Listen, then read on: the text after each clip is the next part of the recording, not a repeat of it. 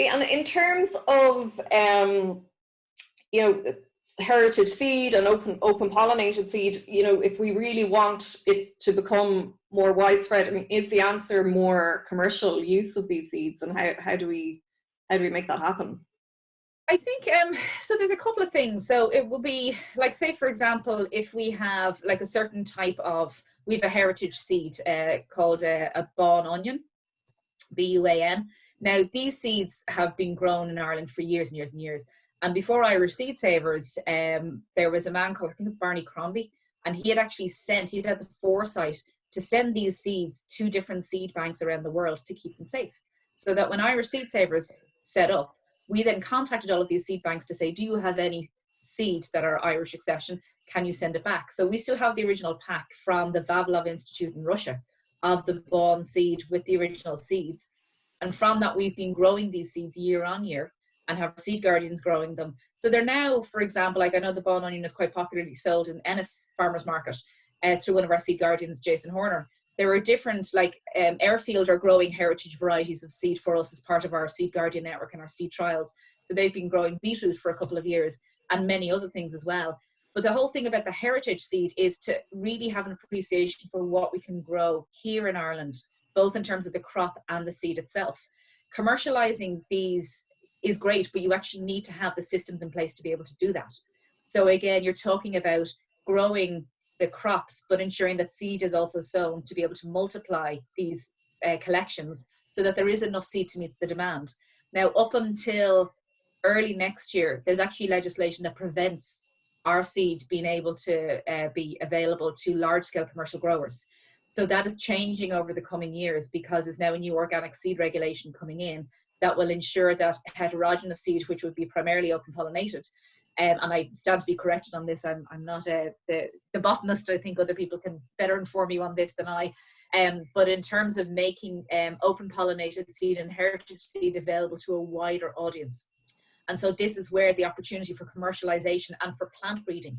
So again, with seed, you've got your open pollinated, you've got your hybridized seed, you've got your genetically edited seed and your genetically modified seed as well. So the thing is that the hybrid seed, it's not a bad thing, but it just means that if you grow your crops from hybrid seed and then you try and save the seed, you're not going to get the same crop the next time around because you will actually get something from the grandparent line of that seed rather than the parent line. And so this is where there needs to be greater awareness and appreciation for the different needs when you're actually growing food. Is what type of seed you use. Do you then save that seed? Are you relying on hybrid seed? And I think the problem is that most commercial growers would use hybrid seed because you get the standard uniform crop, and then you have to then buy that seed every year on year. You're then reliant on buying seed and quite often buying it from abroad. So with the heritage varieties, they've adapted to the soil and to the climate. They are open pollinated, which means that they're true to the parent type. But we need to now bulk up the collections sufficiently to be able to have them to meet a commercial demand. We do supply our seed to market gardeners, to allotments, to individuals and home growers. So now it's about getting all of those people on board to then push the market, I suppose, for commercial growers to want to be able to grow the heritage seed and to actually make heritage varieties available within food supply within Ireland.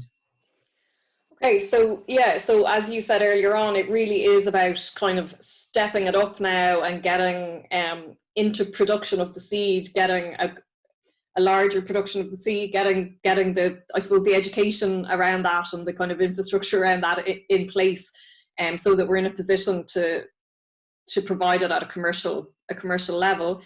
And then by doing that and providing that open pollinated seed, you're actually giving a lot more control back to the farmers and the growers, that they're now able to save seed, reproduce from that seed, rather than relying on buying seed every year, and really that control being taken out of their hands, because who knows when the seed that they're buying suddenly becomes unavailable, or the price goes up, or, you know, it's kind of going back to what farmers always did, which is yeah, for sure. Yeah. And also the thing as well is that a lot of the thing as well is that when seed is packed, there's no regulation that seed needs to be labeled. Like, so for example, large scale commercial seed will say that it's, you know, from within Europe, it'll give batch numbers, all that kind of stuff. But it doesn't necessarily say where all of the seed comes from. So quite a lot of European and UK seed suppliers will be buying seed from all around the world. And that seed is perfectly fine in its own country, but it's not necessarily suitable for growing here. You know, we've much wetter conditions than we would have in other countries where the seed may have been grown. So those countries might be perfect conditions for growing seed, but then when they're changed, they may not be the perfect condition then for growing the crop.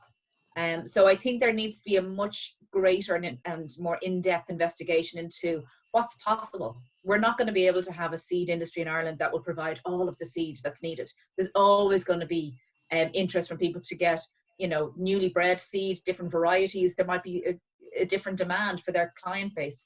So the thing is that even if we can start to increase the availability of seed within Ireland and reduce the volume of imported seed, then at least we're starting to make steps to becoming much more food secure. And again, this isn't going to happen overnight. This is going to take decades to actually try and address this. But there is a lot more focus now in terms of European regulation and legislation. Also, the Department of Agriculture's organic section is now focusing on this area of seed as well with our Working Organic Seed Group. So there's a lot more kind of systemic and systematic procedures being reviewed. But we now need to get the people on board to want to actually engage with these processes and actually want to grow seed, because it also helps the research. The climate is changing. It has always been changing. That's a known fact. But how we actually adapt to these changes on a continuous basis is to ensure that we are always ready to be able to meet these changes, rather than actually have the knee-jerk panic buying reaction and then run out of the stuff that we actually need.